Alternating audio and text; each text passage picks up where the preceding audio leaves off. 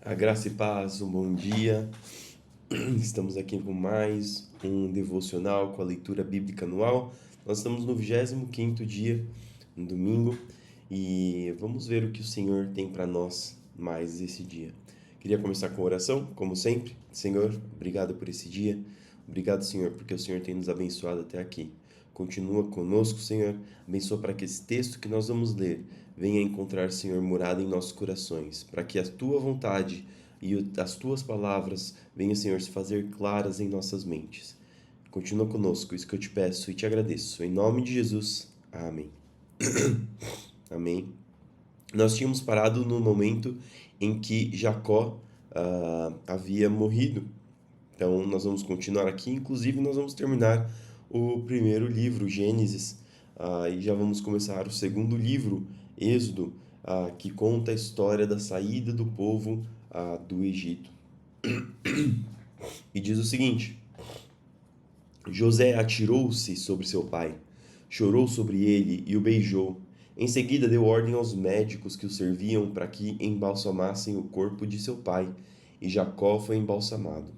O processo de embalsamento levou os 40 dias habituais, e os egípcios lamentaram sua morte durante 70 dias. Quando terminou o período de luto, José procurou os conselheiros do faraó e lhes disse: Por gentileza, peço que falem com o faraó em meu favor. Digam-lhe que meu pai me fez prestar um juramento. Disse: Morrerei em breve. Leve meu corpo de volta para a terra de Canaã e coloque-me na sepultura que preparei para mim. Portanto, peço que me deixe ir sepultar meu pai.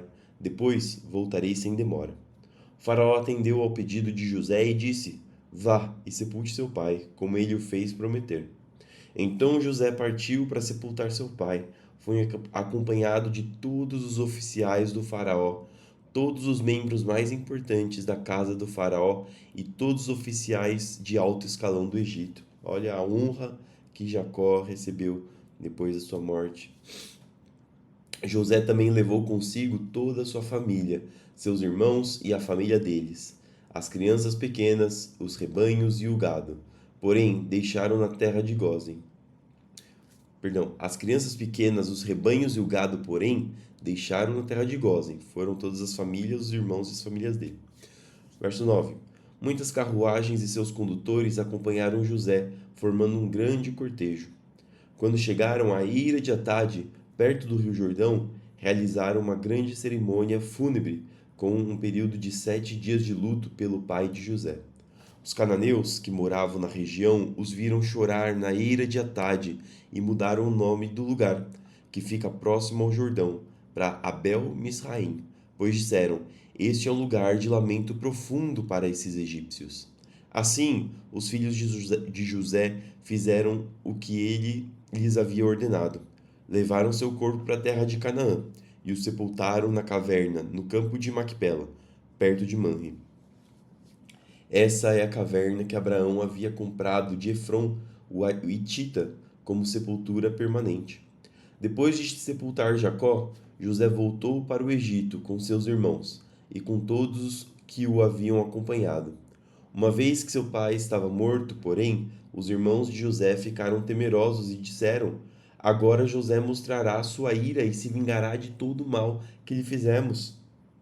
Por isso enviaram a seguinte mensagem a José: Antes de morrer, nosso pai mandou que lhe disséssemos: Por favor, perdoe seus irmãos pelo grande mal que eles lhe fizeram, pelo pecado que cometeram ao tratá-lo com tanta crueldade. Por isso, nós, servo do Deus de seu pai, suplicamos que você perdoe nosso pecado. Quando José recebeu a mensagem, começou a chorar. Depois, seus irmãos chegaram e se curvaram com o rosto diante de José, e aí o sonho de José se realizando. Somos seus escravos, disseram eles. José, porém, respondeu: Não tenham medo de mim. Por acaso sou Deus para castigá-los? E José não deixa o coração se ensoberbecer, ficar soberbo, mas ele reconhece quem ele é, a pequenez dele diante de Deus, e coloca Deus como justo juiz, como aquele que tem o controle em suas mãos. Por acaso sou Deus para castigá-los? Vocês pretendiam me fazer o mal, Mas Deus planejou tudo para o bem. Colocou-me neste cargo para que eu pudesse salvar a vida de muitos. Não tenho medo, continuarei a cuidar de vocês e de seus filhos. Desse modo, ele os tranquilizou ao tratá-los com bondade. José, seus irmãos e suas famílias continuaram a viver no Egito. José viveu 110 anos. Chegou a ver 3 gerações de descendentes de seus filhos, de seu filho Efraim, e o nascimento dos filhos de Maquir, filho de Manassés, os quais ele tomou para si como se fossem seus. José disse a seus irmãos: Em breve morrerei, mas certamente Deus os ajudará e os tirará dessa terra. Ele os levará de volta para a terra que prometeu solenemente dar a Abraão, Isaque e Jacó. Então José fez os filhos de Israel prestarem um juramento e disse: Quando Deus vier ajudá-los e conduzi-los de volta, levem meus ossos com vocês. José morreu com 110 anos. Os egípcios o embalsamaram e o colocaram em um caixão no Egito. E agora começamos Êxodo, capítulo 1, que conta a história do povo de Israel no Egito, depois de se multiplicarem, e Deus tirando eles do Egito, porque depois de muito tempo eles acabaram virando escravos lá. Estes são os nomes dos filhos de Israel que se mudaram para o Egito com Jacó, cada um com sua família: Ruben, Simeão, Levi, Judá, Issacar, Zebulon, Benjamim, Dan, Naphtali, Gade e Asser. Ao todo, desceram ao Egito 70 descendentes de Jacó, incluindo José, que já estava lá. Com o tempo, José e seus irmãos morreram, e toda aquela região chegou ao fim. Mas seus descendentes, os israelitas, tiveram muitos filhos e netos, multiplicaram-se tanto, que se fortaleceram e encheram a terra. Por fim, subiu ao poder no Egito um novo rei, que não sabia coisa alguma sobre José. O rei disse a seu povo: Vejam, agora o povo de Israel é mais numeroso e mais forte que nós. Precisamos tramar um plano para evitar que se tornem ainda mais numerosos. Se não o fizermos e houver guerra, eles se unirão a nossos inimigos, lutarão contra nós e depois fugirão dessa terra. Assim, os egípcios nomearam capatazes para dirigir o trabalho do povo. Sob opressão, os israelitas construíram Pitom e Ramsés, 2 cidades que serviam de centros de armazenamento para o faraó. Porém, quanto mais eram oprimidos, mais os israelitas se multiplicavam e se espalhavam, e mais preocupados os egípcios ficavam. Por isso, os egípcios os forçavam com crueldade a trabalhar pesado. Tornaram a vida deles amarga, obrigando-os a preparar argamassa, produzir tijolos e fazer todo o trabalho nos campos. Eram cruéis em todas as suas exigências. O faraó, rei do Egito, deu a seguinte ordem às parteiras hebreias, Sefrá e Puá: Quando ajudarem as hebreias a dar à luz, prestem atenção durante o parto. Se for menino, matem o bebê. Se for menina, deixem que viva. Mas as parteiras temiam a Deus e se recusaram a obedecer à ordem do rei. Assim, deixaram os meninos viver. Então o rei do Egito mandou chamar as parteiras e lhes perguntou: Por que fizeram isso? Por que as deixaram os meninos viver? As mulheres hebreias não são como as egípcias, responderam as parteiras ao faraó. São mais vigorosas e dão à luz com tanta rapidez que não conseguimos chegar a tempo. Deus foi bondoso com as parteiras, e os israelitas continuaram a multiplicar-se e tornaram-se cada vez mais fortes. E porque as parteiras temeram a Deus, ele deu a cada uma delas a sua própria família. 22. Então o faraó deu a seguinte ordem a todo o seu povo: Lancem no Nilo todos os meninos hebreus recém-nascidos, mas deixem as meninas viver. Por essa época, um homem e uma mulher da tribo de Levi se casaram.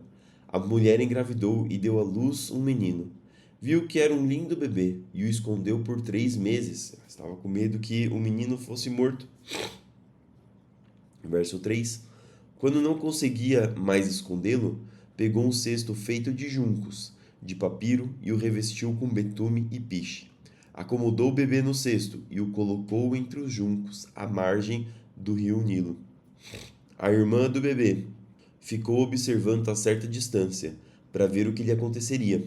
Pouco tempo depois, a filha do faraó desceu ao Nilo para tomar banho, e suas servas foram caminhar pela margem do rio. Quando a princesa viu o cesto entre os juncos, mandou sua serva ir buscá-lo. Ao abrir o cesto, a princesa viu o bebê. O menino chorava e ela sentiu pena dele. Deve ser um dos meninos hebreus, disse ela. Então a irmã do menino se aproximou e perguntou à princesa: A senhora quer que eu chame uma mulher hebreia para amamentar o bebê? Quero, respondeu a princesa. A moça foi e chamou a mãe do bebê. A princesa disse à mãe do bebê, no caso, provavelmente não sabia que era a mãe do bebê: Leve este menino e amamente-o para mim. Eu pagarei por sua ajuda. A mulher levou o bebê para casa e o amamentou. Quando o menino cresceu, ela o levou de volta à filha do faraó, que o adotou como seu próprio filho. A princesa o chamou de Moisés, pois disse: Eu o tirei da água. Mateus 16 até o 17:9. Verso 13. Quando Jesus chegou à região de Cesareia de Filipe, perguntou aos seus discípulos: Quem as pessoas dizem que o Filho do Homem é? Eles responderam: Alguns dizem que o Senhor é João Batista, outros que é Elias, e outros ainda que é Jeremias, ou um dos profetas. E vocês? Perguntou ele. Quem vocês dizem que eu sou? Simão Pedro respondeu: O Senhor é o Cristo, o Filho do Deus vivo. Jesus disse: Que grande privilégio você teve, Simão, filho de João. Foi meu Pai no céu quem lhe revelou isso. Nenhum ser humano saberia por si só. Agora eu lhe digo que você é Pedro, e sobre esta pedra edificarei minha igreja, e as forças da morte não a conquistarão. Eu lhe darei as chaves do reino dos céus. O que você ligar na terra terá sido ligado no céu, e o que você desligar na terra terá sido desligado no céu. Então ele advertiu a seus discípulos que não dissessem a ninguém que ele era o Cristo. Daquele momento em diante, Jesus começou a falar claramente a seus discípulos que era necessário que ele fosse a Jerusalém e sofresse muitas coisas terríveis nas mãos dos líderes do povo, dos principais sacerdotes e dos mestres da lei. Seria morto, mas no terceiro dia ressuscitaria. Pedro o chamou de lado e começou a repreendê-lo por dizer tal coisas. Jamais, Senhor, disse ele, isso nunca lhe acontecerá.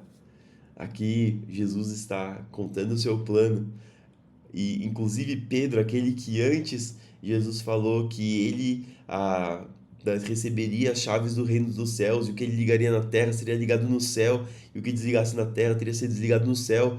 Aí Pedro vira assim, Senhor, jamais eu vou deixar que isso aconteça com você. Ele pegou a chave do céu e desligou para todo mundo a salvação. É brincadeira, mas para ver que Pedro ainda precisava ser transformado, que Pedro ainda precisava entender aquilo que estava acontecendo, mesmo que Jesus estivesse falando mais claramente que isso precisaria acontecer. Verso 23. Jesus se voltou para Pedro e disse: Afaste-se de mim, Satanás. Você é uma pedra de tropeço para mim. Considera as coisas apenas do ponto de vista humano e não da perspectiva de Deus. Aqui é uma lição importante, porque esse foi um erro que Pedro cometeu e que às vezes nós cometemos. Nós olhamos as coisas e nós consideramos só o ponto de vista humano, só aquilo que nossos olhos veem, e a gente acaba deixando de ver a perspectiva de Deus. Às vezes a perspectiva de Deus não é clara para a gente, mas nós acabamos nos desesperando às vezes. Nós acabamos tomando decisões impensadas, como até nós vimos acontecer lá em Gênesis, com o povo que recebeu a promessa de Deus, mas não teve paciência de esperar. Então, nós temos que saber que as coisas que nós vemos nem sempre são aquelas que Deus tem para a gente. E a gente tem que buscar isso, buscar entender o que Deus quer para a gente, buscar orar e sempre estar buscando mais de Deus para que a gente verdadeiramente entenda não aquilo que nós vemos com nossos olhos, mas aquilo que Deus tem para nossas vidas. Verso 24. Então Jesus disse a seus discípulos: Se alguém quer ser meu seguidor, negue a si mesmo, tome sua cruz e siga-me. Se tentar se apegar à sua vida, a perderá, mas se abrir mão de sua vida por minha causa, a encontrará. Aqui é uma outra frase muito comentada, muito importante aqui de Jesus. Ele diz que se alguém quer ser meu seguidor, negue a si mesmo, tome sua cruz e siga-me. Ele nunca prometeu que seria um caminho fácil, que segui-lo seria um mar de rosas. Pelo contrário, ele disse que seguir ele significa negar a si mesmo, negar as nossas vontades, negar aquilo, os sonhos e talvez anseios que nós temos para a nossa vida, para a gente tomar nossa cruz e seguir ele. Então a gente deixa de nós, deixa os nossos sonhos, deixa nossos anseios para receber os sonhos de Deus para a nossa vida, receber os anseios de Deus para a nossa vida. E nós cremos que os sonhos e os planos de Deus para a nossa vida são melhores, inimaginavelmente melhores do que nós poderíamos sequer conceber. Então, que a gente deixe os nossos planos falhos e a gente seguir pelos planos perfeitos de Deus para as nossas vidas.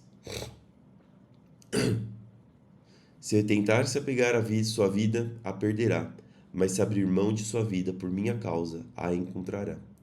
Que vantagem há em ganhar o mundo inteiro, mas perder a vida? E o que daria o homem em troca de sua vida? Pois o Filho do Homem virá com seus anjos na glória de seu Pai e julgará cada pessoa de acordo com suas ações. Eu lhes digo a verdade: alguns que estão aqui neste momento não morrerão antes de ver o Filho do Homem vindo em seu reino. 6 dias depois, Jesus levou consigo Pedro e os 2 irmãos, Tiago e João, até um alto monte. Enquanto os 3 observavam, a aparência de Jesus foi transformada, de tal modo que seu rosto brilhava como o sol e suas roupas se tornaram brancas como a luz. De repente, Moisés e Elias apareceram e começaram a falar com Jesus.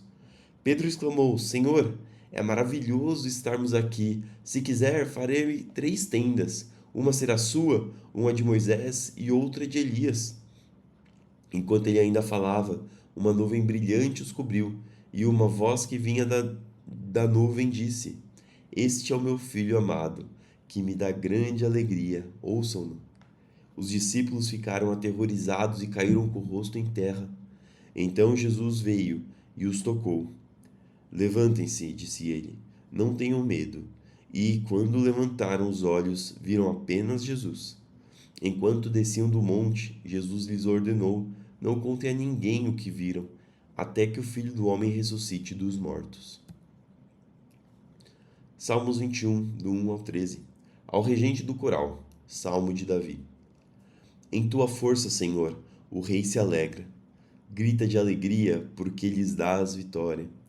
Concedeste o desejo de seu coração e não negaste nada do que ele pediu. Tu os recebeste com riqueza de bênçãos, puseste em sua cabeça uma coroa de ouro puro. Ele pediu que lhe preservasses a vida, e tu atendeste a seu pedido. Seus dias se estendem para sempre. Tua vitória lhe dá grande honra, e tu o cobriste de esplendor e majestade. A ele deste bênçãos eternas e a alegria de sua presença. Pois o rei confia no Senhor. O amor do Altíssimo não permitirá que ele se abale.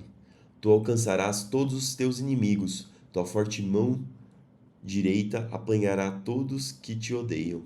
Quando te manifestares, tu os lançarás numa fornalha ardente. Em sua ira o Senhor os consumirá, sim, fogo os devorará. Eliminarás da face da terra seus filhos, jamais terão descendentes. Embora conspirem contra ti, suas tramas perversas não terão sucesso, pois darão meia volta e fugirão, quando virem tuas flechas apontadas para eles. Levanta-te, ó Senhor, em teu poder. Com música e cânticos celebraremos tua força. E por fim, Provérbios 5, do 1 ao 6.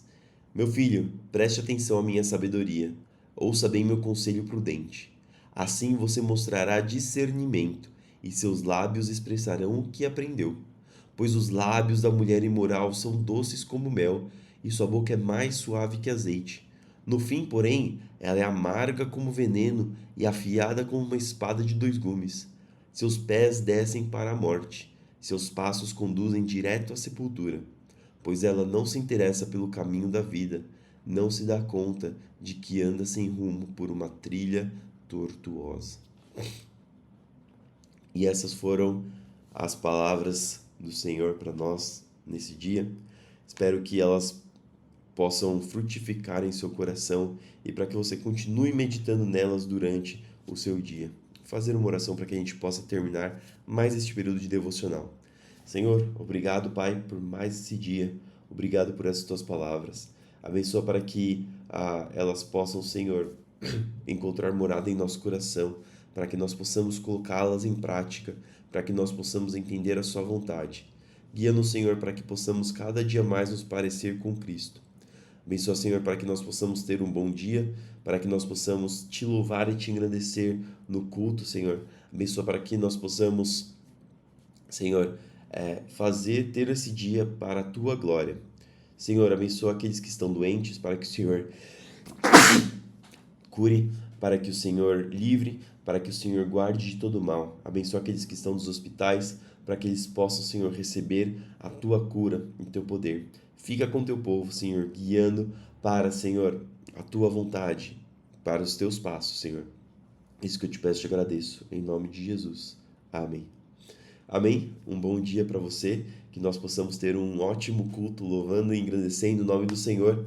E nos vemos novamente amanhã para mais um devocional.